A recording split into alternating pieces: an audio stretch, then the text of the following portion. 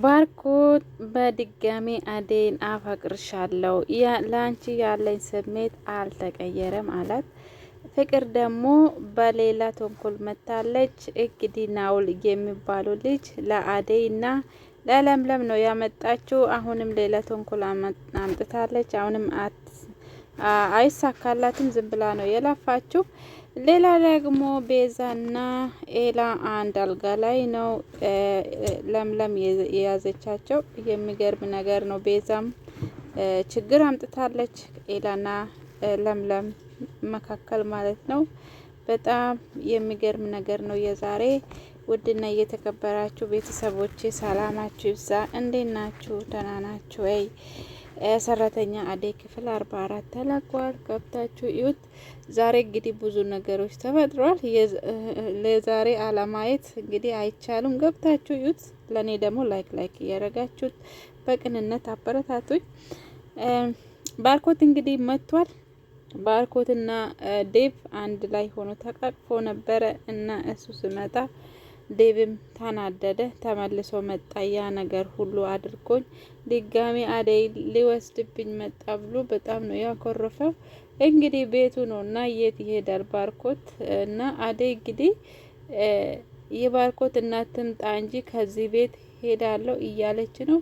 ጭራሹንም በቃ ሌላም ተጨማሪ መጥቷል። ናውል የሚባለው ልጅ ለአደይ ነው ያመጣችው። ፍቅር ማለት ነው አደይን አደይ ትወደኛለች ታፈቅረኛለች ብሎ የእሷ ስም አጥፍቶ ሌላ ሁሉም ሰው ጠልቶ ከዛ ቤት እንድጠፋ ነው እሷ እቅድ። እንግዲህ ይሄ መቼም አይሳካላትም። አደይ ራሱ በዛሬ ቀን በጥፊ ነው የመታችው። ለምለምም እንደዛ በጥፊ ነው የመታችው እና ሌዲያ ብቻ ነው የተመቸችኝ እያለ ነው ልጁ። እንግዲህ ሌላ ደግሞ በጣም የሚገርም ነገር ነው። ባርኮት እንግዲህ በድጋሚ አደይን አፈቅርሻለሁ፣ ወድሻለሁ፣ ላንቺ ያለኝ ስሜት አልተቀየረም፣ እኔ ላንቺ አንቺ ጋር ሲሆን ሰላም አገኛለሁ እያለ ነው።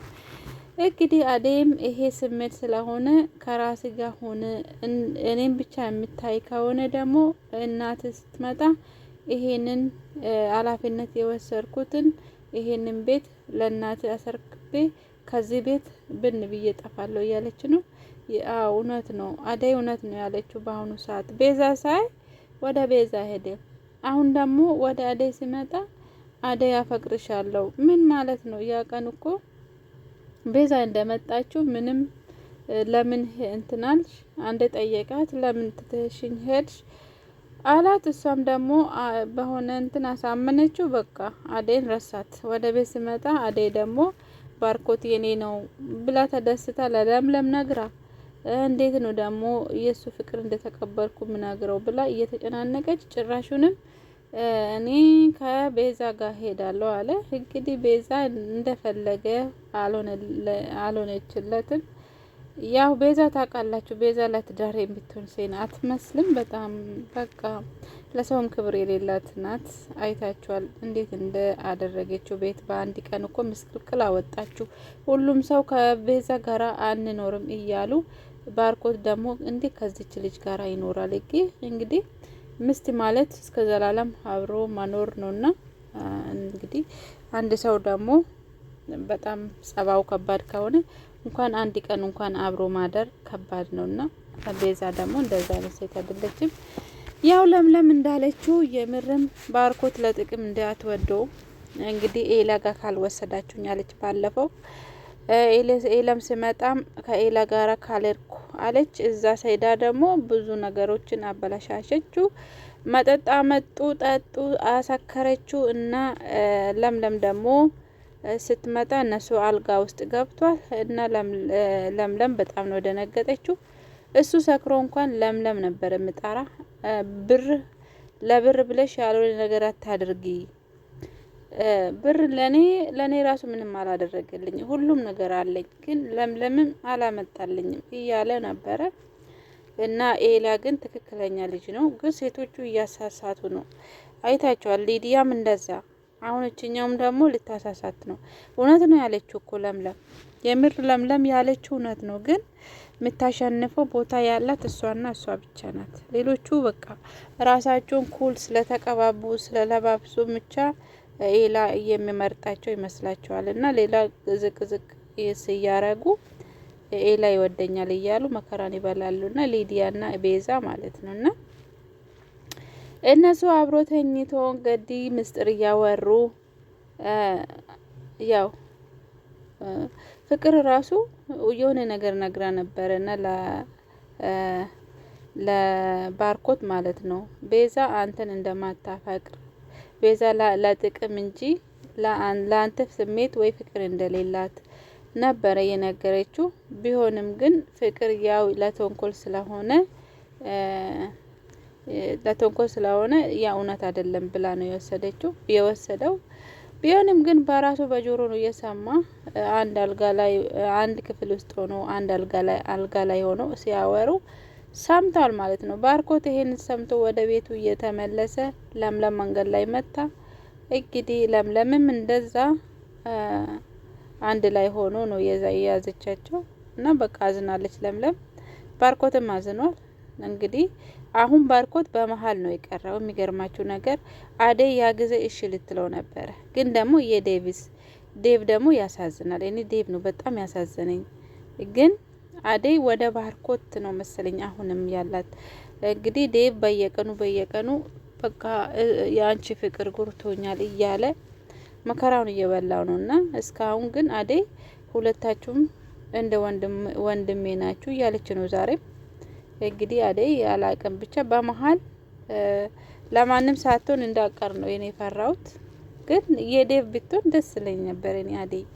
በቃ ዴቭ ለሷ ፍቅር እኮ ብዙ ነገር ሆኗል። ባርኮት አይታችኋል አይደለም? በአንድ ቀን ትቷት ሄደ። ዛሬ ደግሞ መጥቶ አደይ ላንቺ ስሜት አለኝ አፈቅርሻለሁ። ይሄ ምን ማለት ነው? ከቤዛ ጋራ ከርሞ እንደገና ደግሞ እኔ ከቤዛ ጋራ ሄዳለሁ ዴቭ አደይ ለራስ አድርግ ብሎ ከሰጠው በኋላ እንደገና ደግሞ ድጋሜ አደይ አፈቅርሻለሁ። ይሄ ምን ማለት ነው? እና ከባድ ነው ብቻ በቃ አልተረጋገጠም። የባርኮት ፍቅር እርግጠኛ አይደለም፣ ስሜትም ሊሆን ይችላል። እውነት ነው ያለችው አደይ። ልክ እኔ የምታይ ብቻ እኔን የምትወደኝ ከሆነ እኔ ከእኔ እርቃለሁ እያለች ነው። እና እንደዛ ነው እንግዲህ ቤዛና ሊዲያ እንግዲህ ኤላን እያባላሹ ነው። በጊዜ ቢሄድ ይሻለዋል። ሄዶ በቃ አስቦበት መጥቶ ከቤተሰብ ጋርም ተነጋግሮ እኔ ሊሊ ነው የምፈልገው አለለምለም መኖር አልችልም ብሎ ቤተሰብ ማሳምኖ ካልተጋባ ሁሉም መጥቶ የለምለምና የኤላ ፍቅር ሊያባላሹ ተነስቷል። ይሄው ከዚህ በፊትም እኮ ቤዛ የፍቅር ጥያቄ አቅርባለት ነበር። እስካሁን ትወደዋለች ያለችው ለምለም እውነት ነው። ለዛ ነው እሷ እንግዲህ ሽር ብላ መታ ነበረ። ያው ፍቅረኛ ጋር ሄዳለሁ ብላ እነሱ እንግዲህ ጠጥቶ ምን ብሎ ወደ መኝታ ቤት ሄዷል። እና ሰርፕራይዝ ነው ያደረጓት። ለምለም የምር አሁኑ ሰዓት በጣም አዝናለች፣ በጣም ተሰብራለች። እንደዛ ነው። ይሄ ናኦል የሚባለው ደግሞ በጣም ከባድ ሰው ነው። ግን ደግሞ ስንት ጥፊ ነው ያገኘው። አደይም ሳማትና እሷም ደግሞ በጥፊ ነው የመታችው። እንደ አንተ ወንድ ደግሞ እኔ እንትን የሚል ሰው አይደለው እያለች እንግዲህ ለምለምም ደግሞ በተኛችበት ቦታ ደው ሳማትና እሷም በጥፊ ነው የመታችው። ለፍቅር እኔ አልችላቸውም እንደዚህ በዛሬ ቀን በጥፊ ያጠገቡ ነገ ደግሞ ፊቴን ቲማቲም ያደርጋሉ። ስለዚህ እኔ ግን መጨረሻ ላይ አደይ እኔ ሌላ ሰውም ተጨምሯል፣ እኔ ከዚህ ቤት መሄድ ብቻ ነው የሚያዋጣኝ እያለች ነው ለዴቭ አውቃል። እንግዲህ ይሄ ነገር ይሄ ልጅ የመጣ በቃ ፍቅር ናት አመጣችሁ ብሎ ሮጦ እየሄደ ነው። እንግዲህ እንደገና ደግሞ ሊዲያ ማውቃለች ይሄማ ፍቅር ተባባሪ መሆን አለበት ብላ አውቃለች ማለት ነው። ማናት ፍቅር ግን ማንም ሰው ይሄ ምስጢር ማወቅ የለበትም ብትልም እንኳን ግን ሁለቱም ነክቷል። ዴቭም ሊዲያም ግን የፍቅር እንትን ለምንድን ነው ግን ማይጠፋበት? አንድ ሲያልቅ አንድ ታመጣለች። ጉድ እኮ ነው ውዶች፣ ደህና ሁኑ።